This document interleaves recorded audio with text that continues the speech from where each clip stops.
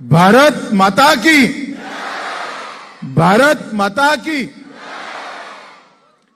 आज के इस महत्वपूर्ण और ऐतिहासिक कार्यक्रम में मेरे साथ मंच पर उपस्थित महामहिम राज्यपाल गुजरात श्रीमान आचार्य देवव्रत जी, श्री सुरेश चंद्र आर्य, प्रधान सर्वदेशीय आर्य प्रतिनिधि सभा, श्री सुरेंद्र कुमार आर्य, अध्यक्ष अखिल भारतीय दयानंद सेवाश्रम, श्री पूनम सूरी, अध्यक्ष डीएवी कॉलेज प्रबंधकर्ता कमिटी, स्वामी प्रणवानंद सरस्वती जी, डॉक्टर अशोक कुमार चौहान जी, श्री सुदर्शन शर्मा जी, श्री गंगा प्रसाद जी, पूर्व राज्यपाल सिक्किम, योगेश मुंजाल जी, श्री धर्मपाल आर्य जी, श्रीमती सुषमा शर्मा जी, श्री राधाकृष्ण आर्य जी और यहाँ पर उपस्थित स्वागत समिति के सभी सदस्यगण और इतनी बड़ी संख्या में आए हुए आर्य बंधु भगिनियों को मेरा प्रणाम, नमस्कार।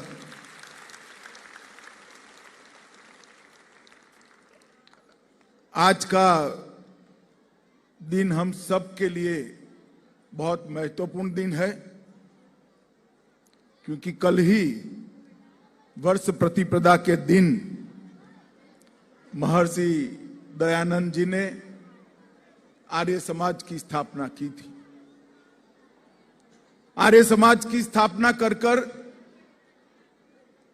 महर्षि दयानंद ने सालों से सोई हुई इस देश की आत्मा को जागरूक करने का काम किया था। महर्षि दयानंद वो व्यक्ति थे जिन्होंने वेद व्यास के बाद वेदों के उद्धार का काम किया, वेदों को मूल स्वरूप में लाने का काम किया।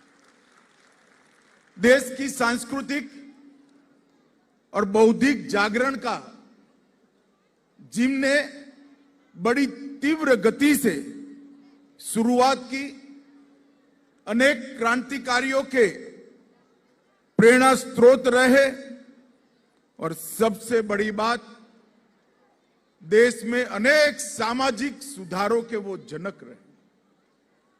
और महर्षि दयानंद जी का इस देश पर, ये पूरी सृष्टि पर युगों युगों तक उपकार रहेगा कि उन्होंने आर्य समाज की स्थापना कर कर अपने विचारों को और कार्यों को स्थायित्व देने का काम किया।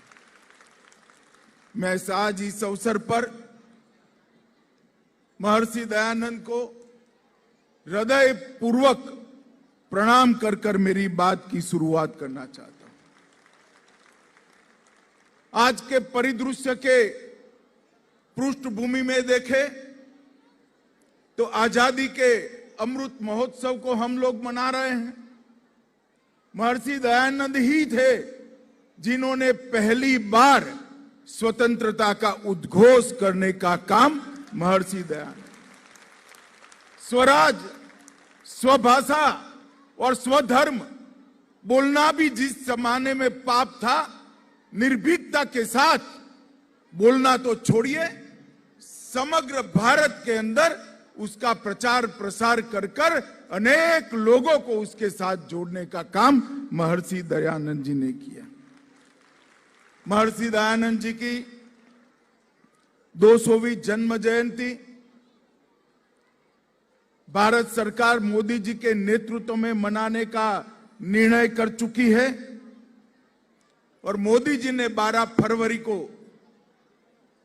आपके कार्यक्रम में आकर महर्षि दयानंद के विचारों को न केवल देश, पूरी दुनिया के साथ बड़े आत्मविश्वास और सम्मान के साथ रखने का काम किया है।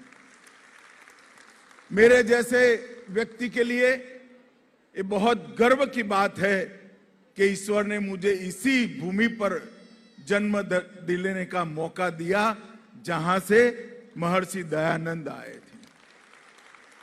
मेरे जैसे कार्यकर्ता के लिए बहुत गर्व की बात है और मैं आज आर्य समाज के सभी बंधु भगिनियों को कहना चाहता हूं कि नरेंद्र भाई जो देश जागरण का काम कर रहे हैं, इसकी मूल कल्पना सभी लोगों ने महर्षि दयानंद के जीवन से और उनके कर्तृत्व से ही ली है। महर्षि दयानंद ने अंधश्रद्धा से घिरे हुए पूरे देश को झंझोड़ कर जागरूक किया, ढेर सारी कुरीतियों से मुक्त किया। सत्य क्या है वो सत्यार्थ प्रकाश के माध्यम से समग्र जगत के सामने रखने का काम महर्षि दयानंद ने। और महर्षि दयानंद ने अंग्रेजों के शासन के सामने निर्भीकता के साथ ढेर सारे लोगों को क्रांतिवीर बनने का प्रेरणा दिया, आजादी के लिए लड़ने का हौसला दिया।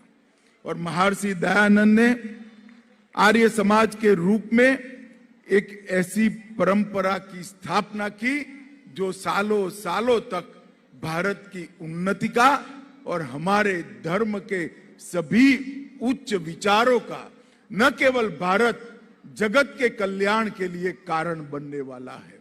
मैं फिर से एक बार बहुत हृदय से महर्षि दयानंद जी को प्रणाम कर कर वो तेज पुंज से आशीर्वाद मांगकर अपनी बात को आगे बढ़ाना चाहता हूं।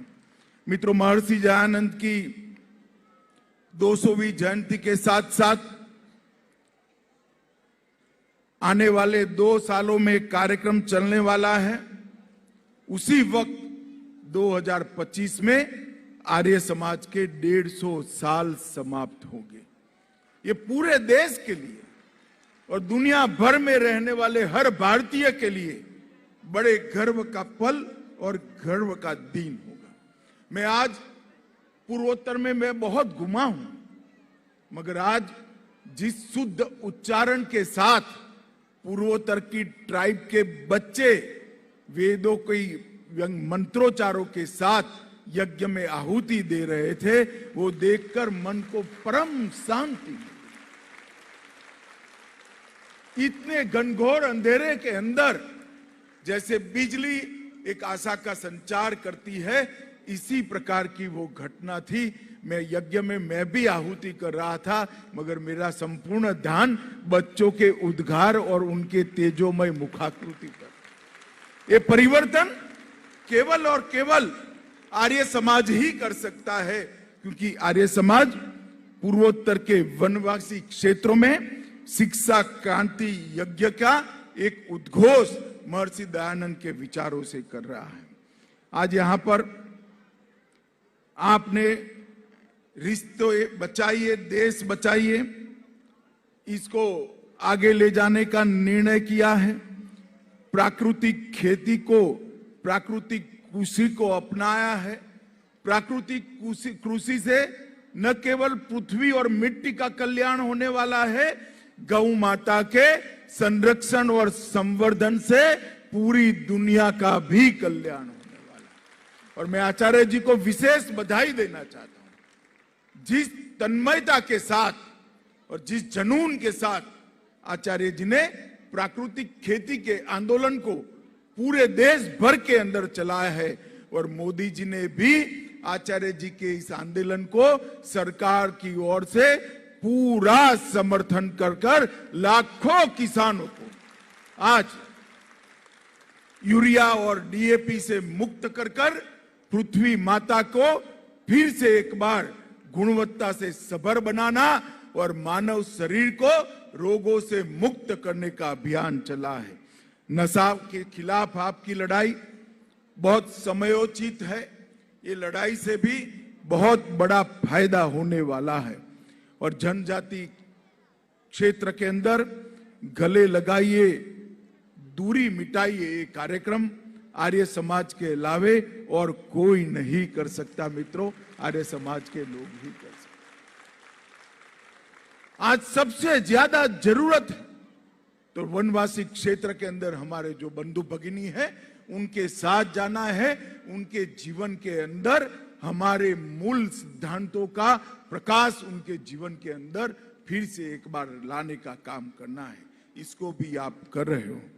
महर्षि दयानंद उस जमाने में पैदा हुए, 18वीं सदी भारत के गुलामी के घनघोर अंधेरी रात्रि की सदी थी। बाल्यकाल में एक छोटी सी घटना से प्रेरणा लेकर एक सत्य की शोध में निकला हुआ बालक महर्षि दयानंद बनकर जब ये विश्व को छोड़ गया, तब अपने पीछे एक महान परंपरा को छोड़। सालों से वेदों के सत्य पर जो मिट्टी जमी थी, एक ही समय में एक ही जीवन के अंदर वो सारी मिट्टी को हटाकर वेदों को फिर से दैदीप्यमान करने का काम महर्षि दयानंद ने किया। स्वदेशी और स्वभाषा, इसका स्वाभिमान पहली बार उस घनघोर रात्रि के अंदर निर्भीकता के साथ रखने का काम महर्षि दयानंद ने किया। वो मानते थे कि वेदों का ज्ञान ही भारत की उन्नति का मूल कारण था और वेद ज्ञान की अनदेखी के कारण ही भारत की अवदशा हुई थी। इसलिए उन्होंने इस वेद के ज्ञान को ही मूल आधार मानते हुए अपना पूरा जीवन जिया और वेदों की और लोटों का मंत्र दिया, जो आज भी ढेर सारे लोगों के लिए प्रेरणा का स्रोत बना हुआ है। दयानंद जी समझ चुके थे कि व्यक्ति कितना भी महान हो, परंतु उसका जीवन सीमित होता है। इसलिए आर्य समाज की 1875 में नींव रखकर उन्होंने हमेशा के लिए अपने विचारों को एक लोगों के सामने जाने की दीप की लौ जलाने का काम महर्षि दयानंद ने किया। 1875 से 1883 तक के कालखंड के अंदर आर्य समाज उसी वक्त वटवृक्ष बन चुका था और उनके जाने के पश्चात भी लाखों प्रतिभावान शिष्यों ने एक काम को आगे बढ़ाया। स्वामी श्रद्धानंद, महात्मा हंसराज, पंडित गुरुदत्त, लाला लाजपत राय, इन्होंने उस जमाने में इस देश के युवाओं को और इस देश के चाहने वाले सभी लोगों को देशभक्ति और स्वभाषा और स्वधर्म का संस्कार देने का काम बहुत अच्छे तरीके से किया। अफगानिस्तान से लेकर बगदाद तक और तत्कालीन रंगून से लेकर जम्मू कश्मीर और गुजरात तक आर्य समाज को पहुंचाने का काम इन महान विभूतों ने किया। मित्रों, आजादी का आंदोलन का इतिहास अगर कोई भी व्यक्ति लिखना चाहे, मैं भी इतिहास का विद्यार्थी हूं, अगर आजादी के आंदोलन का इतिहास कोई लिखने बैठे और इसमें आर्य समाज का योगदान भूल जाए तो वो अज्ञानी ही माना जाएगा। आजादी का इतिहास आर्य समाज के योगदान का उल्लेख करे बगैर हमेशा के लिए अनेक सारे क्रांतिकारियों का निर्मिति का काम आर्य समाज की गुरुकुल की श्रृंखलाओं ने किया। आर्य समाज के गुरुकुल, डीवेई, डीएवी और अनेक शिक्षा संस्थानों ने अंग्रेजी सरकार के विरुद्ध लोगों को, बच्चों को, युवाओं को, किशोरों को तैयार करने का केंद्र बनकर रहे और असहयोग आंदोलन में भी लाला लाजपत राय और स्वामी श्रद्धानंद ने बहुत बड़ी भूमिका निभाई। मित्रों, आर्य समाज ने बंग भंग का भी पुरजोर विरोध किया। स्वामी श्रद्धानंद के नेतृत्व में हजारों आर्य समाज के अनुयायी बंग भंग का विरोध करने के लिए समग्र देश भर से बंगाल पहुंचे। हैदराबाद मुक्ति संग्राम और गोवा मुक्ति संग्राम में भी आर्य समाज ही सबसे पहला झंडा लेकर आगे निकला। मैंने हैदराबाद मुक्ति संग्राम, दीव दमन और गोवा के मुक्ति संग्राम की सारे इतिहास को गृह मंत्रालय की ओर से संकलित करने की पहल की। ये कार्य अभी चल रहा है, मगर जितना भी कार्य ढूंढते हैं उसको संकलित करते हैं, इसको पढ़ते हैं, तो उसकी शुरुआत किसी न किसी महर्षि दयानंद के अनुयायी ने की है। ये बहुत बड़ी उपलब्धि है आर्य समाज की। 1937 में निजाम ने आर्य समाज की वार्षिक बैठकों पर जब रोक लगाई, उसका भी डटकर सामना किया गया। महात्मा नारायण स्वामी के निर्देशों के तहत सत्याग्रह आंदोलन भी करना गया और धर्मांतर की निजाम की नीतियों का भी खुलकर विरोध करने का काम आर्य समाज ने किया।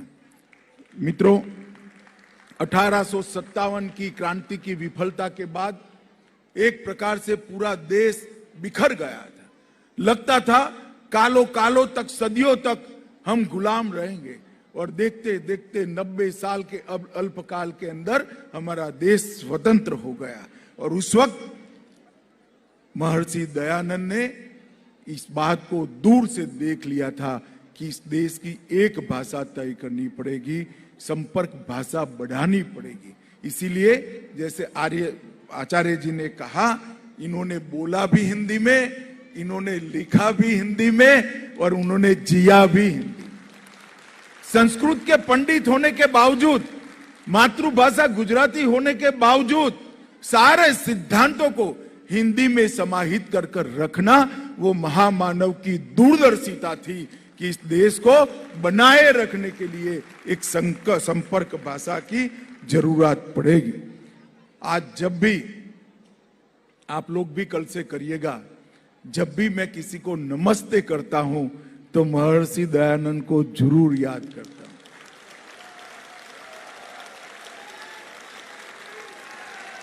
महर्षि दयानंद न होते तो हम सब भी हेलो कहते होंगे। आज हम जब नमस्ते कहते हैं, हमेशा याद करिएगा, इस सर्वकालीन एवं संपूर्ण भारतीय अभिवादन महर्षि दयानंद की देन है, और इसको भारत ने कभी नहीं। मित्रों, इन्होंने ऋग्वेद के वाक्य को, एक ही परमात्मा को ज्ञानी लोग अनेक नाम से पुकारते हैं, इस वाक्य को नया जीवन देकर पूरे विश्व के अंदर हमारे धर्म की अवधारणा की विशालता को परिचय कराने का काम। हिंदू धर्म के अनुयायी, आर्य समाज के अनुयायी कभी संकुचित हो ही नहीं सकते। हम तो समग्र ब्रह्मांड को अपना मानकर चलने वाले लोग हैं। ईश्वर को अनेक रूप से देखने वाले सभी लोग एक ही दिशा में जाते हैं। ये वाक्य को महर्षि दयानंद ने पूरे दुनिया के अंदर पहुंचाया। महर्षि दयानंद के कहे हुए एक एक वाक्य को उनके अनेक यशस्वी शिष्यों ने इस पर काम किया। डीएवी कॉलेज लाहौर से शिक्षा की क्रांति की नींव रखी। वेद विद्या के केंद्रों, गुरुकुल कांगड़ी जैसे विद्यालयों ने शुरू की। वंचित वर्ग के बच्चों की पाठशालाओं का निर्माण शुरू हुआ, अनाथालय का निर्माण हुआ, महिला शिक्षा का काम शुरू हुआ, विधवाओं के लिए महिला आश्रम का निर्माण भी हुआ, और विधवा विवाह का भी समर्थन आर्य समाज ने उस वर्ष में किया। ये ढेर सारे काम एक जीवन के अंदर करना, इसकी कल्पना करना भी असंभव। एक व्यक्ति अपने इतने से अल्प जीवन के अंदर इतने सारे आयामों को कैसे छू सकता है, और ऐसे अनुयायियों की फौज खड़ी करना जो उनके जाने के बाद, उनके जन्म के 200 दिन के बाद ये दिल्ली का पूरा सभागार और समग्र विश्व में आर्य समाज आज दयानंद के प्रति कृतज्ञता के भाव के साथ, और ये पूरा देश, और जब विश्व के समझ में आएगा तब पूरा विश्व महर्षि दयानंद के प्रति युगों तक कृतज्ञता के भाव से रहेगा, ऋण स्वीकार के भाव से रहेगा। इसमें मेरे जैसे लोगों को कोई दुविधा नहीं। लंबी लंबी समुद्र यात्राएं कर महर्षि के अनुयायियों ने मॉरिशस, फिजी, सूरीनाम, घाना, केन्या, अनेक देशों में आर्य समाज की स्थापना की, और आज विश्व के 34 देशों के अंदर आर्य समाज का संगठन वट वृक्ष बनकर यहां पर खड़ा है। मित्रों, मैं आज यहां आया हूं तब आप लोगों को ये जरूर कहना चाहता हूं, आर्य समाज के काम को भी एक नई गति देने की जरूरत है। दिशा न बदले मगर गति बढ़ाने की जरूरत है। हम दाएं बाएं दिशा न बदले परंतु व्याप्तता बढ़ाने की जरूरत है। गति और व्याप्तता दोनों और बढ़ाकर हमें आगे बढ़ना पड़ेगा, तभी देश के सामने आज की जो चुनौतियां हैं उसका हम सामना कर पाएंगे। वेद का ज्ञान, स्वभाषा, हमारी संस्कृति, शिक्षा के मूल सिद्धांत, तैत्तिरीय उपनिषद के सिद्धांतों के आधार पर शिक्षा, अंधविश्वास का उन्मूलन, सामाजिक कुरीतियों का विरोध, स्वदेशी, हर विषय पर अगर कोई काम कर सकता है तो आर्य समाज ही कर सकता है। और उस समय जितनी जरूरत थी उतनी ही जरूरत आज भी महसूस होती है। और अब आज एक बहुत बड़ा हमारे लिए आशा का किरण ये है कि देश में नरेंद्र मोदी जी के नेतृत्व में सरकार चल रही है। अब सरकार के सारे कार्यकलापों को महामहिम राज्यपाल जी ने बताया। आप बारीकी से देखेंगे तो सरकार की सारे इनिशिएटिव ये आर्य समाज के मूल। स्वभाषा की बात करना आर्य समाज की ही बात है। समृद्ध राष्ट्र की कल्पना करना आर्य समाज की ही बात है। दुनिया में देश का सम्मान बढ़ाना आर्य समाज की ही बात है। योग और आयुर्वेद को पुनर्जीवित करना ये हमारी स्व संस्कृति की ओर लौटने की आर्य समाज की ही बात है।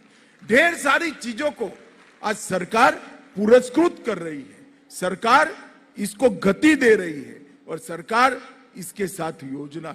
मैं तो आज आर्य समाज का आह्वान करना चाहता हूं कि सारी चीजों के लिए आप भी जुड़ जाइए, गति को बढ़ाइए।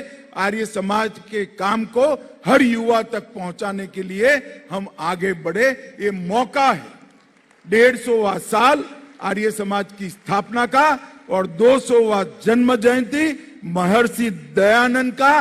ये फिर से एक बार द्रुत गति से आगे बढ़ने को लिए हर आर्य ने अपने आप को, बंधु भगिनी ने अपने आप को दयानंद जी के लक्ष्य को पुनर्समर्पित करने का साल है।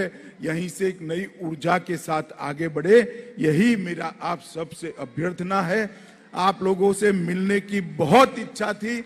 आचार्य जी और स्वागत समिति ने मुझे बुलाया।